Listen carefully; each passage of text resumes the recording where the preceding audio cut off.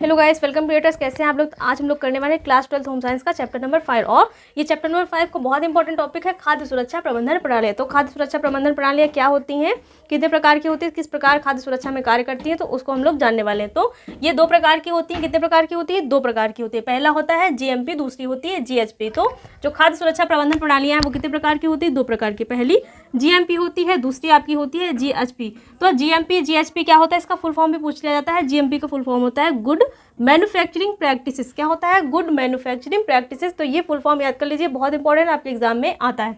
दूसरा होता है जीएचपी। तो जीएचपी क्या होता है? गुड हैंडलिंग, मतलब गुड हैंडलिंग मैन्युफैक्चरिंग प्रैक्टिस। क्या होगा? जीएचपी का होगा गुड हैंडलिंग मैन्युफैक्चरिंग प्रैक्टिस। तो जीएमपी जीएचपी क्या होता है, इनका फुल फॉर्म क्या होता है, ये हम लोगों ने समझ लिया है। अब समझते हैं कि जीएमपी होता क्या है, मतलब होता क्या है जीएमपी और जीएचपी किसके तहत कार्य करता है। तो खाद्य सुरक्षा प्रबंधन प्रणालियों के तहत ये कार्य करता है। अब समझते हैं कि जीएमपी क्या होता है। तो जीएमपी को हिंदी में उत्तम निर्माण पद्धतियां भी कहते हैं। क्या कहा जाता है? उत्तम निर्माण पद्धतियां भी कहा जाता है। तो ये किस प्रकार करेगा? ये पद्धतियां खाद्य गुणवत्ता आश्वासन का एक भाग है। ये क्या है? जो खाद्य गुणवत्ता आश्वासन है उसका एक भाग है, मतलब जो खाद्य गुणवत्ता की विश्वसनीयता है उसका एक भाग है, उसके एक भाग के तहत कार्य करती हैं।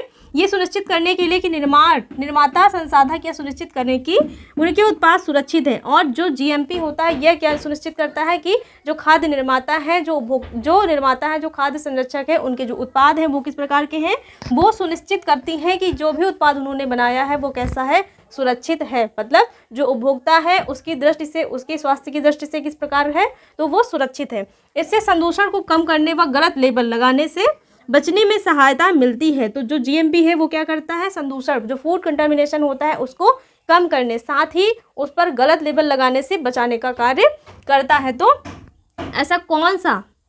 ऐसी कौन सी प्रणाली है जो फूड कंटामिनेशन साथ ही गलत लेबल लगाने से बचाने का कार्य करती है? तो वो कौन सी प्रणाली है? तो वो जीएमपी है, गुड मैन्युफैक्चरिंग प्रैक्टिस है, जो क्या करती है, खाद्य संदूषण साथ ही गलत लेबलिंग करने से बचाने का कार्य करती है। मतलब गलत लेबलिंग करने से बचाने का कार्य और साथ ही आपको खाद्य संदूषण को कम करने का कार्य और ये सुनिश्चित करने का कार्य जो भी उत्पाद है वो सुरक्षित है। ये सब कार्य कौन करता है? तो ये सब कार्य आपकी जो जीएमपी होता है, जीएमपी जो प्रणाली है वो करती है। जीएमपी का फुल फॉर्म क्या होता है? गुड मैन्युफैक्चरिंग प्रैक्टिसेस होता है। तो जीएमपी क्या होता है हम लोगों ने समझ लिया है कि जीएमपी क्या है, ये खाद्य गुणवत्ता का आश्वासन प्रदान करती है, साथ ही ये जो भोज्य पदार्थ है उसके सुरक्षित होने का आश्वासन प्रदान करती, और जो भोज्य पदार्थ है उसमें फूड कंटामिनेशन मतलब खाद्य संदूषण को रोकती है, साथ ही गलत लेबलिंग को लगाने से भी क्या करती है, उसको रोकने का कार्य करती है। तो ये जीएमपी क्या होता है, ये सारा कार्य करता है। जीएमपी हम लोगों ने समझ लिया है, बहुत इंपॉर्टेंट, आपके एग्जाम में आता है। अब समझते हैं कि जो जीएचपी होता है वो क्या होता है। जीएमपी समझ लिया, आप समझते हैं जीएचपी क्या होता है। तो जीएचपी का पहले फुल फॉर्म हम लोग फिर से रिपीट कर लेते हैं कि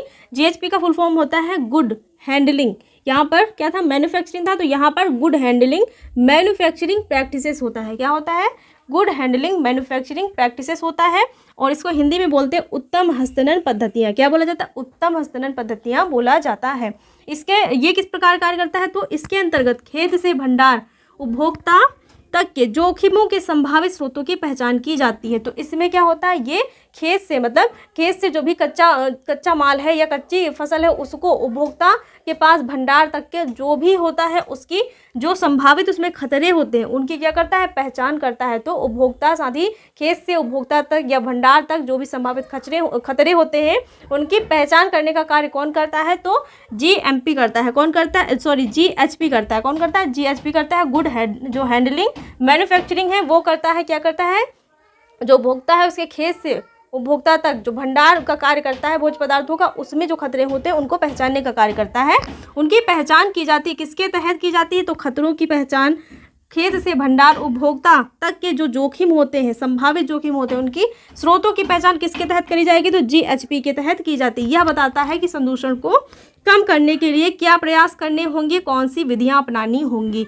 तो जो जीएमपी था वो संदूषण को कम करने का कार्य करता था, साथ ही गलत लेबल लगाने से रोकने का कार्य करता था। जो जीएचपी है वो क्या करता है, जो भी उसमें संदूषण में खतरे हैं, स्रोत हैं, उनकी पहचान करने का कार्य करेगा, साथ ही क्या करेगा, यह बताएगा कि संदूषण को किस प्रकार से हम लोग क्या कर सकते हैं, कम कर सकते हैं, साथ ही उसको कम करने के लिए कौन सी विधियों का प्रयोग किया जाएगा। तो दोनों में क्या है, थोड़ा सा डिफरेंस है। कितना है? थोड़ा सा डिफरेंस है। जो जीएमपी होता है, गुड मैन्युफैक्चरिंग प्रोसेस होता है, वो भोज्य पदार्थों में जो भी खतरे होते हैं उनको क्या करता है, उनको निर्माताओं क्या करता है, आश्वासन प्रदान करता है कि ये सुरक्षित है, और जो निर्माता होते हैं, उपभोक्ता होते हैं, उनको ये सुरक्षा, ये आश्वासन देता है कि जो भी भोज्य पदार्थ है वो किस प्रकार है, वो सुरक्षित है। साथ ही जो उसमें खतरे होते हैं, जो फूड कंटामिनेशन होता है, उसको कम करने का कार्य करता है। साथ ही गलत लेबलिंग को लगाने से रोकने का कार्य भी करता है। तो ये इसकी इंपॉर्टेंट लाइनें हैं, याद कर लीजिए कि फूड कंटामिनेशन को कम करने का कार्य, साथ ही गलत लेबलिंग को लगाने से रोकने का कार्य कौन करता है, तो जीएमपी करता है। और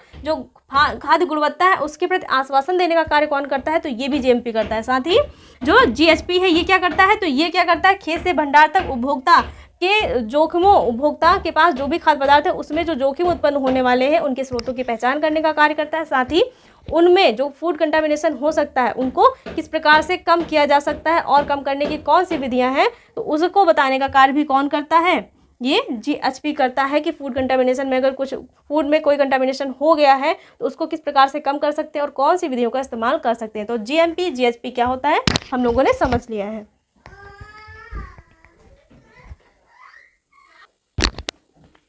तो दूसरा टॉपिक हम लोगों का क्या है, हम लोगों ने एक टॉपिक कर लिया है, आज समझते हैं दूसरा टॉपिक है खाद्य नियंत्रण प्रणाली। क्या समझते हैं, खाद्य नियंत्रण प्रणालियाँ क्या होती है, तो ये वाला टॉपिक भी कवर करते हैं, बहुत इंपॉर्टेंट है। तो इसके अंतर्गत दो प्रणालियाँ कार्य करती है, मतलब मुख्यतः दो जो कार्य हैं वो होते हैं। जो खाद्य नियंत्रण प्रणाली है उसके अंतर्गत कितने कार्य होते हैं, तो इसके अंतर्गत मुख्य दो कार्य होते हैं। पहला होता है खाद्य निरीक्षण का और दूसरा होता है कि विश्लेषणात्मक क्षमता का। तो जो खाद्य नियंत्रण प्रणाली है इसके अंतर्गत दो कार्य होते हैं, एक तो खाद्य निरीक्षण का होता है और जो निरीक्षण हो जाता है उसके विश्लेषण का होता है। कितने कार्य होंगे, दो कार्य होंगे, एक भोज्य पदार्थों के निरीक्षण का होगा, दूसरा जो निरीक्षण हो जाएगा उसमें जो भी डेटा एकत्र होगा उसके विश्लेषण का कार्य होता है। तो जो खाद्य निरीक्षण होता है, फूड इंस्पेक्शन क्या होता है इसको समझते हैं। तो इसमें खाद्य गुणवत्ता का निरीक्षण किया जाता है। जो खाद्य गुणवत्ता का निरीक्षण होगा वो किसमें होगा, तो खाद्य निरीक्षण प्रणाली के अंतर्गत होता है। यह सुनिश्चित करता है कि खाद्य पदार्थ का उत्पादन, हस्तांतरण, संसाधन, भंडारण और वितरण नियमन कानून के अनुरूप किया गया है। क्या करता है, जो खाद्य निरीक्षण है वो ये सुनिश्चित करता है कि जो भी भोज्य पदार्थ है उनका जो उत्पादन है, भंडारण है, हस्तांतरण है और संसाधन है वो किसके अंतर्गत किया गया है, वो जो भी कानून और नियम बनाए गए हैं, जो भी मानक तय किए गए हैं खाद्य पदार्थों से संबंधित, उन्हीं के अनुरूप किया गया है। तो ये कार्य कौन करेगा, ये खाद्य निरीक्षण करता है। तो खाद्य निरीक्षण का कार्य क्या होता है कि जो भी खाद्य गुणवत्ता संबंधी मानक व नियम बनाए गए उनके अनुरूप कार्य करेगा। साथ ही ये बताता है कि जो भी खाद्य पदार्थ है उसका उत्पादन, साथ ही हस्तांतरण, संसाधन, भंडारण और वितरण जो नियम और कानून बने हैं उनके अनुरूप ही किया गया है। तो ये खाद्य निरीक्षण का होता है। खाद्य निरीक्षण अपनी प्रयोगशाला में मानकों के अनुरूप खाद्य उत्पादों के नमूने लेकर उनकी गुणवत्ता एवं समरूपता की स्थिति का आकलन करता है। साथ ही जो खाद्य निरीक्षण होता है उसकी अपनी खुद की प्रयोगशालाएं होती है, उनमें क्या करता है, वो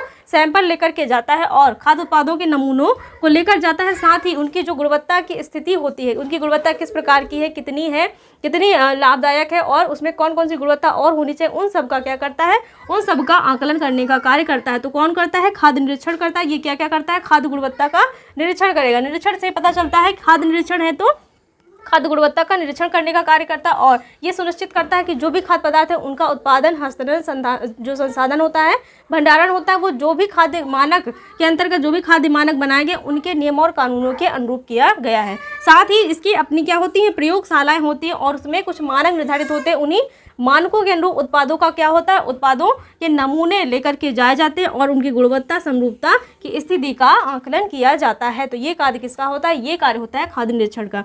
अब समझते हैं कि विश्लेषणात्मक क्षमता क्या होती है। तो जो एनालिटिकल कैपेसिटी है वो क्या होती है, इसको भी समझते हैं।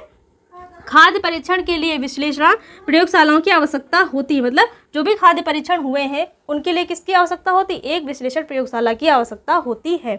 और इसमें क्या होता है, इसमें परीक्षण करने वाले सभी कर्मचारी, और इसमें जो कर्मचारी होते हैं वो केंद्रीय सलाहकार समिति के द्वारा निर्धारित किए जाते हैं। इसमें जो कर्मचारी होते हैं परीक्षण करने वाले, वो सभी कर्मचारी किस प्रकार के होते हैं, प्रशिक्षित होते हैं। तो किस प्रकार के होंगे जो कर्मचारी होते हैं, वो सभी कर्मचारी कैसे होते हैं, प्रशिक्षित होते हैं। और उनमें प्रयोगशाला प्रबंधन के सिद्धांतों, जो भी कर्मचारी होंगे जो विश्लेषणात्मक क्षमता का कार्य करेंगे, वो जो नियुक्त होते हैं सरकारी कर्मचारी, वो कैसे होंगे, पूर्णतः प्रशिक्षित होते हैं। साथ ही उसमें क्या होता है, उनमें जो प्रयोगशाला प्रबंधन होता है उसके नियम, उसके भौतिक, रासायनिक, सूक्ष्म जैविक विश्लेषण एवं खाद्य उत्पादों का पूर्ण ज्ञान होता है। तो जो भी कर्मचारी होते हैं वो कैसे होंगे, प्रशिक्षित व अनुभवी होते हैं। तभी वो क्या करते हैं, खाद्य पदार्थों की विश्लेषणात्मक क्षमता का आकलन करने का कार्य करते हैं। और वो कैसे होते हैं, उनको जो प्रयोगशाला होती है उनकी, उसमें जो भी भौतिक, रासायनिक और सूक्ष्म जैविक प्रबंधन और विश्लेषण कार्य होता है, साथ ही उसमें जो भी उत्पाद होते हैं उनका पूर्ण ज्ञान होता है। तो ये कार्य कौन करता है? ये विश्लेषणात्मक क्षमता का कार्य करता है। वो जो अनुभवी और प्रशिक्षित कर्मचारी होते हैं वो क्या करते हैं? खाद्य जो पदार्थ होते हैं, जो उनसे संबंधित जो भी डेटा निकल के आता है, जो परीक्षण होता है, उनका विश्लेषण करने का कार्य करते हैं। कहाँ पर करते हैं?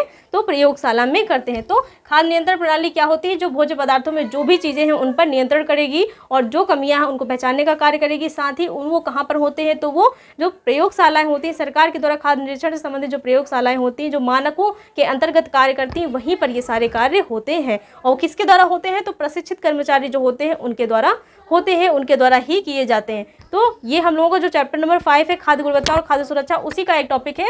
अभी इसका एक टॉपिक बच गया है कब, है ना, है कब बच गया है, तो उसको हम लोग कल करेंगे। कल वो वाला टॉपिक कंप्लीट हो जाएगा, आपका चैप्टर कंप्लीट हो जाएगा। उसके बाद हम लोग नेक्स्ट डे क्या करेंगे? उसके एमसीक्यू करेंगे। तो गाइस क्लास कैसी लगी? इसके पहले की अगर क्लासें आप लोगों ने नहीं देखी है तो प्लेलिस्ट में जाइए, विजिट करिए, आप लोगों को क्लासें मिल जाएंगी जो आप लोगों के लिए क्या होंगी? आप लोगों के लिए हेल्पफुल होंगी। तो गाइस क्लास कैसी लगी? अगर क्लास अच्छी लगी तो वीडियो को लाइक, शेयर और चैनल को सब्सक्राइब करना मत भूलिएगा। Thanks for watching guys.